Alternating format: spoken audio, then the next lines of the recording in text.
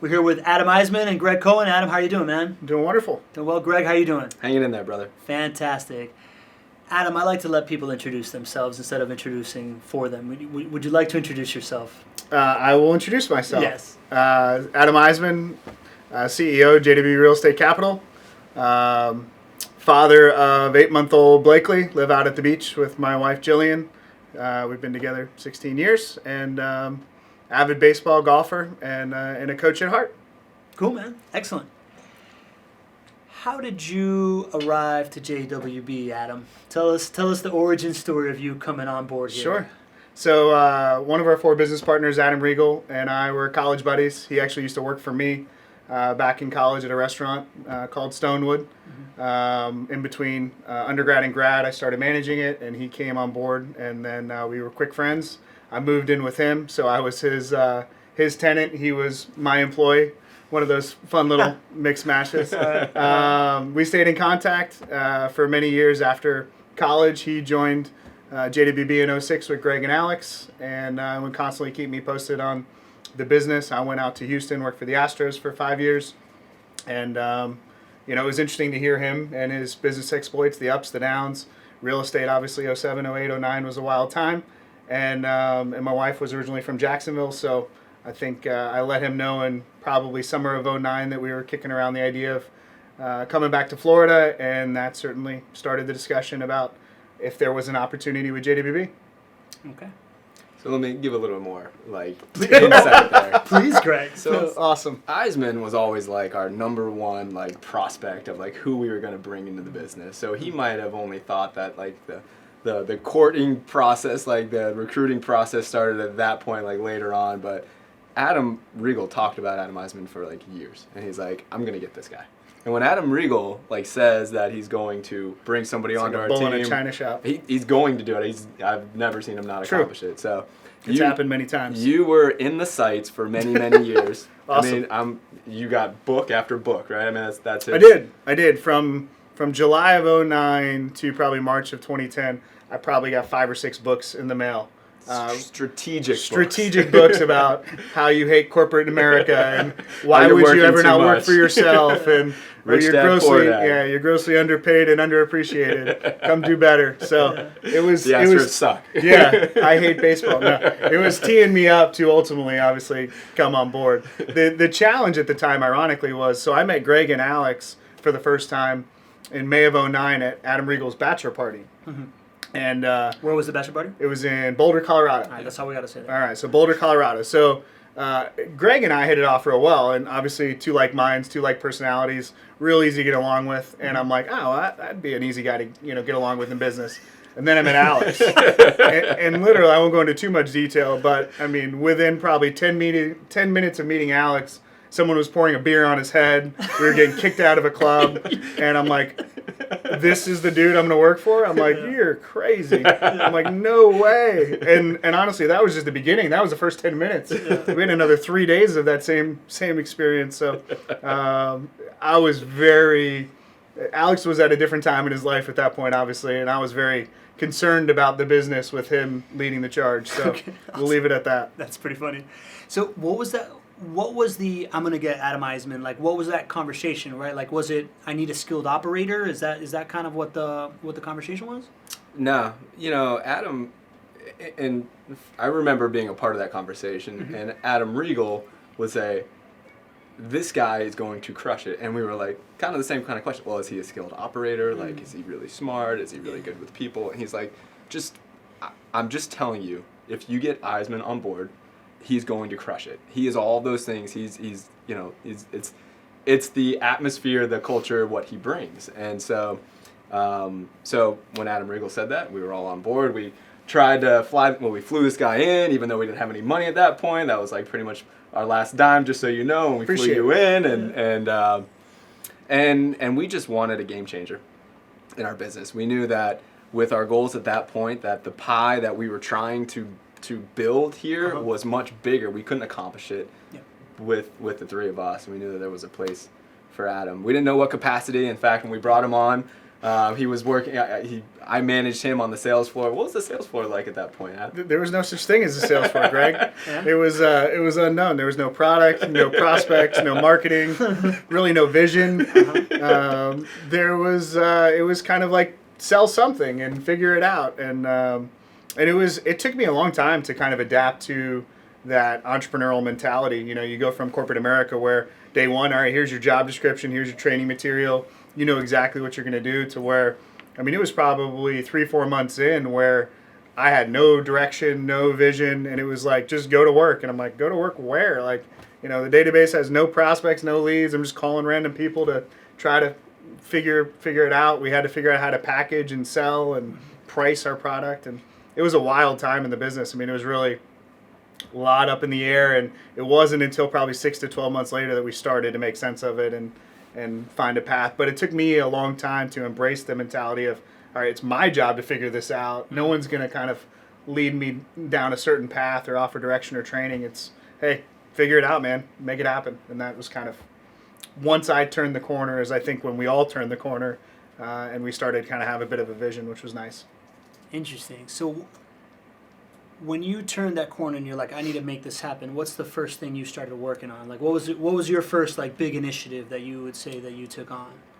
I think, you know, we made the decision to start the property management business. That was a key piece of the equation. We brought on another one of my college buddies, Mike Stetson, to run it. So that was a big piece of it. And then I think we did a kind of like a cash flow buying tour, if you will, in August, where we invited, largely it was our family or friends or people that we knew, just to kind of do a test run. And we ended up selling a handful of homes. But preparing for that was cool because it allowed us to start the marketing angle, to start the pricing angle, to start the product angle, and really refine the pitch of teaching and coaching as opposed to selling. And obviously, once we embraced that, the rest kind of fell into place. Interesting. So, all right. So then, what was the company doing? You said you had no product and whatever, right? But what was it actually selling when you got here, and then you went on this cash flow buying tour? Yeah. So I think when I got here, they were doing a 100% cash out refi product where someone was able to buy a home with nothing down, right? And then the mortgage climate had changed right before I started, to where the only way you could sell an investment property was with 20 to 25% down, which at the time was probably somewhere in the 20 to 30 grand ballpark.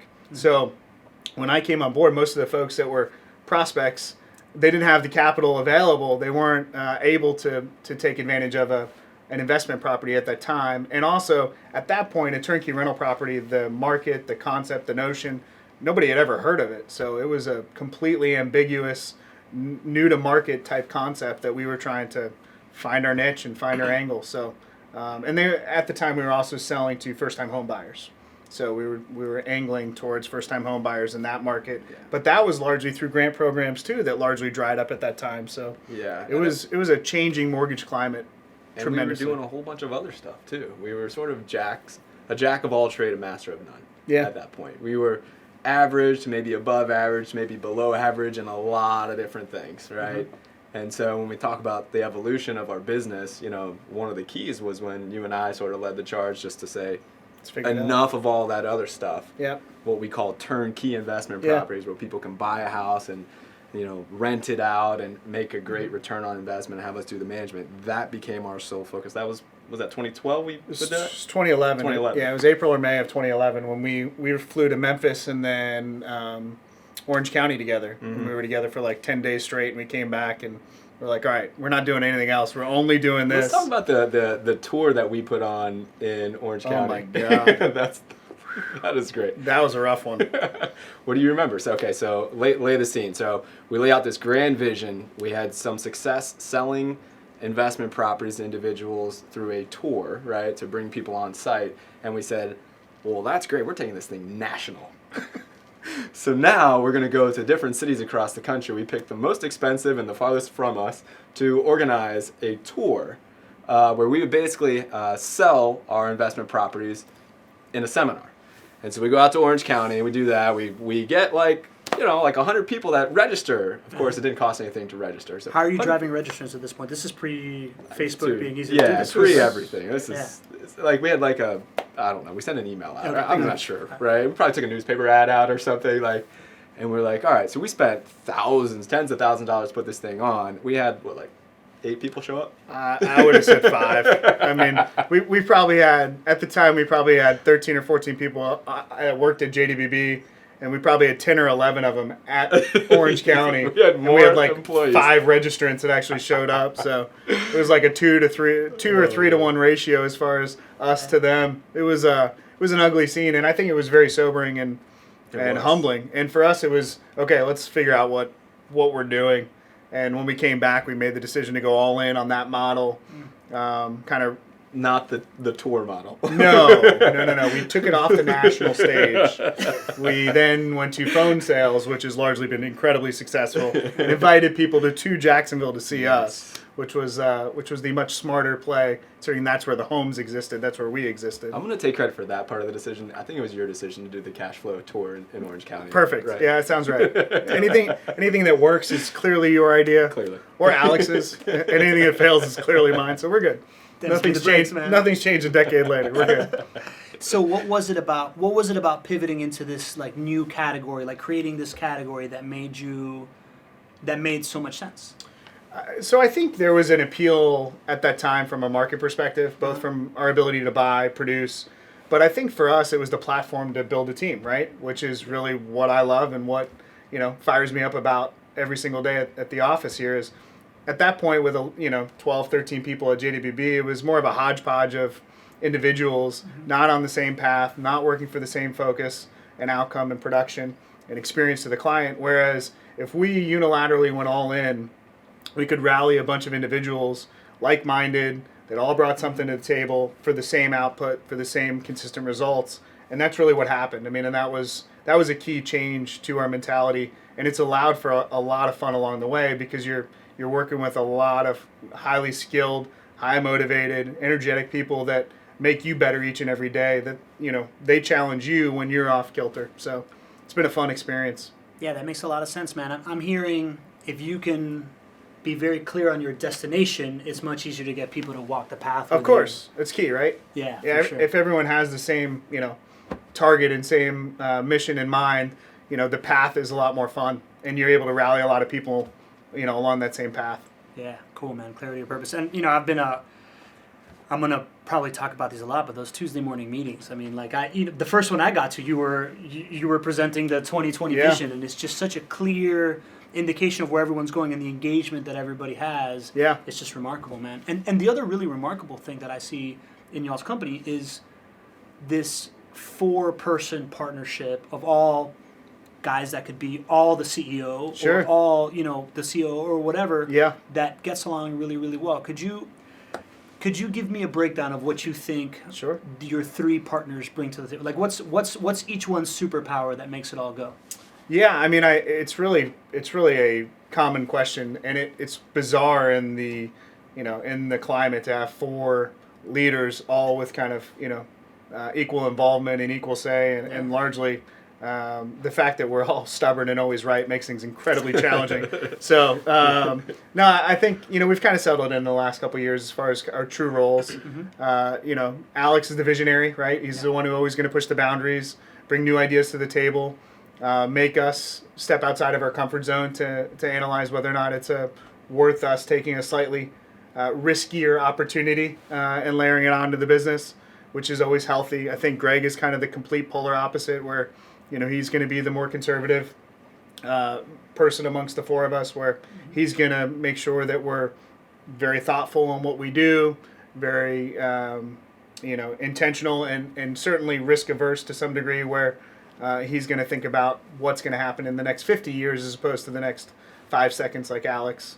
And then Adam and I are largely your operators, your coaches, largely leading the charge on most of the day-to-day. We've got, Adam largely involved right now in babysitting Alex, which is very important, and a huge weight off of our shoulders because we've both had that role in the past, and that is not a fun job. It's a lot to handle, man. He brings so much to the business, but boy, it's tough to corral him. I had a lot more hair, and I was not nearly as gray before I had the babysitting role for like 5 years. I was much better looking, and now I'm a disaster. So I aged like 10 years in 5 years. It's amazing how that works. I like the consistent portrayal of Alex as the Tasmanian devil inside the It's office. 100% fair. Absolutely. He's a wild man. He's a hurricane is his nickname. So he's the hurricane through the office. He's completely chaos around him. Yeah. I always depict the picture of like how in a comic you have a guy strolling down like the center and heart of downtown. Yeah. And behind him is like buildings crashing and cars, running into people and all sorts of like chaos unfolding. And he's just kind of bouncing around, happily strolling through, tippy-toeing through, downtown. That's Alex, And it's the three of us behind him cleaning up his mess a lot of times. That's really good. That's good, man. So how do you keep the peace in that, man? Like, how do you guys what methods of like communication do you guys have something like that, like in order to not create resentment, not Yeah, I think it's interesting. Like we've been in good times and bad times in business, right? Yeah. And we argue, we collaborate, we make each other better.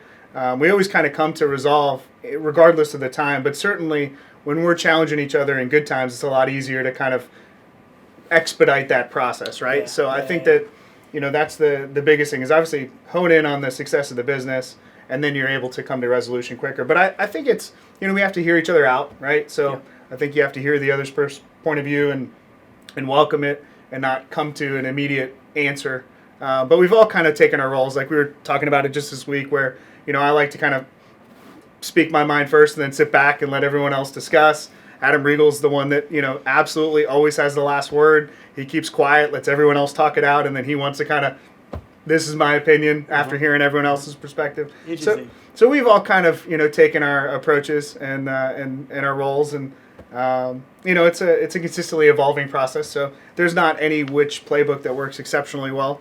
It's I think it's just you have to be mindful and respect the fact that you're working with three incredibly intelligent people that complement you exceptionally well. And I think the truth is the collaborative results of the four is much greater than any individual thought process of the one or the sum of the individual parts. So that makes a lot of sense. I think one element in our evolution of communication that has stood out to me is the idea of consensus decision making. Yeah, it's huge. Because consensus decision making is the art and the skill of being able to support a decision that may not be yours, but to support it fully. Yeah. And at the core of how we communicate is based on consensus decision making, which was not natural to us, which was a skill difficult. that we had to learn. Really hard. If you go back to the beginning of JWB, it was a voting process, right? It was, and especially before Adam, there were three of us, so it was a voting process, and that's how things, were decided upon. Well, the problem is in a voting process, the person who loses that vote still has the ability. They're bitter. To be bitter about it, to not give their full support towards something. Yeah. And so we learned this. We had a great mentor who taught us this skill. And I think that at the core of how we're able to communicate so well is that's that huge. When I don't get my way, when he doesn't get his way, he knows that I'm still going to support what the mission of the company is or what the decision is. The end result of that discussion. Yeah, exactly. Which is really hard. It takes a lack of ego, humility, and I think at the core of why we've been able to make it work is probably that. Yeah, I think it's a humility to acknowledge that, I made the joke earlier, we're always right. We're always right at the end of the day after the consensus has been made. Leading up to it, obviously, there's a lot of bickering and whatnot. But interesting. Absolutely. That's very interesting, man. So you came here, the company was something else. Now it's 80-something employees. It has a bajillion departments. Oh, yeah. You're doing all these things. What does JWB look like in 10 years in your eyes? I think it's going to be. I think it's going to be largely comparable to what it is now. I think we'll have a greater impact on the community. Have an opportunity to do more charitable endeavors, more community efforts. But I think the kind of core of who we are is going to be very comparable. I think the number of teammates will be slightly more, but nothing crazy. I think we'll continually challenge ourselves to be more efficient over time, do more with less, and attract considerably better and better talent as we, the four of us probably take a step back in the day-to-day and move more towards our passion projects. We allow the talented folks around us to take monumental leaps forward and carry the business into the next decade. Interesting. So I would imagine to do that, you must be investing in other things as well, right? Passion projects or whatever. Yeah. So how do you approach investing? What is your investment philosophy outside of? I'm sure you have turnkey rental properties, of course, and stuff like that, right? Yeah, of course. I mean, I think the four of us kind of practice what we preach, right? So we're heavily vested in the real estate space. Yeah. That's where we believe the greatest opportunity for us is. But some of the things that we're doing in 2020 that was so far-fetched in 2010 was investment in the downtown core of Jacksonville, which is something that'll have tremendous dividends for our clients, for us, for the community for many years to come. Focus in time and effort and financial investment in regards to our JWB Cares nonprofit platform, where we're able to build homes for those that need, which is awesome. We're talking a lot about homelessness and a way to provide affordable housing to those that need in that capacity. So there's just a lot going on right now as far as opportunity for us to leave a greater impact beyond just the day-to-day business. It has some ancillary benefits within the business, of course. Sure. But those are kind of those passion projects that I'm talking about as far as the investment of our time and our efforts and our inclination. It's very cool, man. Yeah. This has been an awesome conversation for me, right? Like I'll kind of tee it up to Greg to sum it up here. Adam, thank you for this. Of course. Very educational. I know you hate being on camera, I do. I think you've done great, man. You This nailed has been a very it. You just compelling signed yourself conversation. up for another six I interviews. just can't wait. No, buddy, Fantastic. we appreciate you being here today, and more than that, man. What a run we've been Yeah. on. 2010 Been awesome. to now. It's exciting to see where we're going to be the next year, the next 5 years, the next 10 years. So looking forward to the ride with you, brother. Amen, brother. Cool, man. Good talk. Good talk. Thanks.